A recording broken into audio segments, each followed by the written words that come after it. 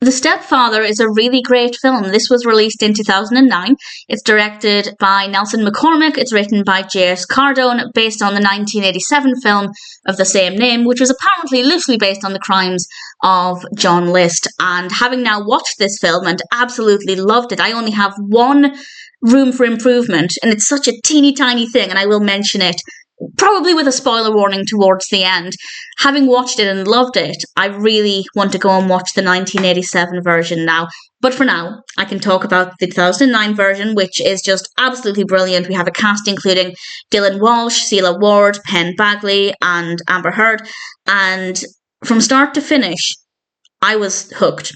This is about Michael and his mother Susan, and Susan's new partner, the stepfather of the film. And straight away, there's something about David, the stepfather, that Michael isn't comfortable with. There's something mysterious about him, and he really has a strong presence. Whenever he is on screen, David, I feel nauseous.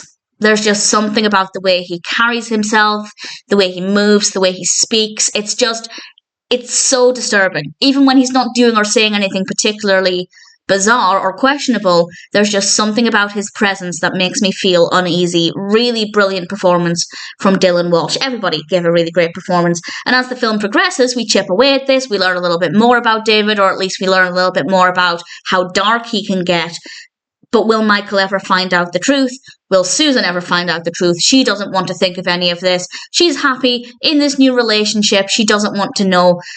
And I feel like, on the one hand, yes, she's probably a bit in denial. She's probably not willing to see things that are there.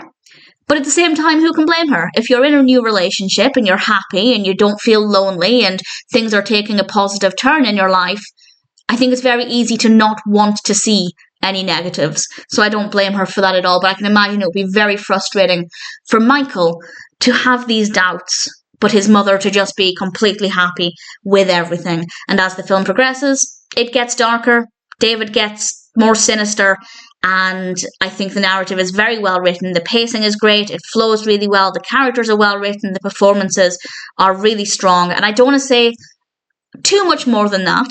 I don't want to give away too much, but in general, I thought it was a really strong film. And if you're looking for something that's quite suspenseful and a little disturbing with some really strong character writing, then The Stepfather is definitely worth watching.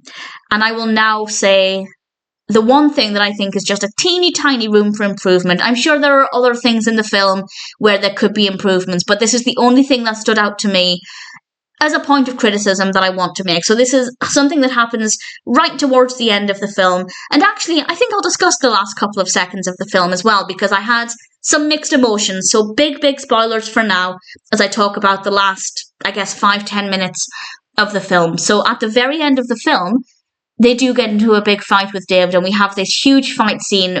It's wonderfully done. They use great use of the space. Really, really well done. But the lighting isn't great. I feel like, yes, on the one hand, having it in almost darkness helped to create an atmosphere.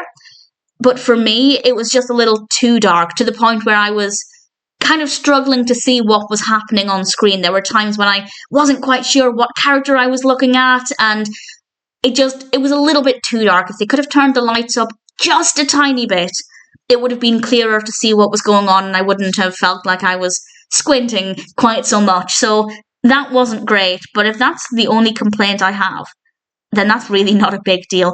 And I will discuss the last couple of seconds. So at the very, very end, Michael wakes up in hospital.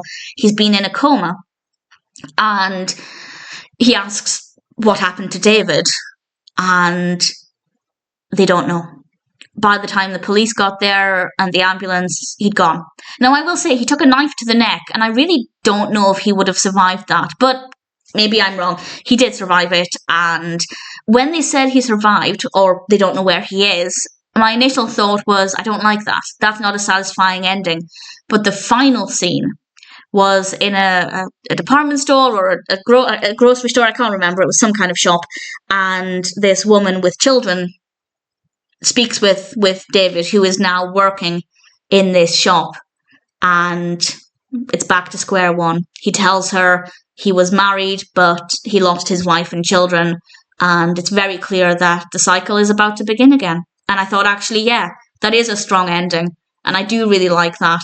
And if you want to make a sequel off of the back of that, please do. I don't have any reason to think they will ever do that. I don't believe there ever was a sequel, but that was a really strong ending, a very powerful ending. So initially I thought, I don't like the fact that he survived, but because it was a really sinister last couple of seconds, I thought it worked really well. I loved it. I thought The Stepfather was a brilliant film, well-written narrative, very well-written characters, great performances, a little dark towards the end in terms of the lighting, but other than that, I have zero complaints. The Stepfather is a brilliant film, and needless to say, one that I am very, very happy to recommend.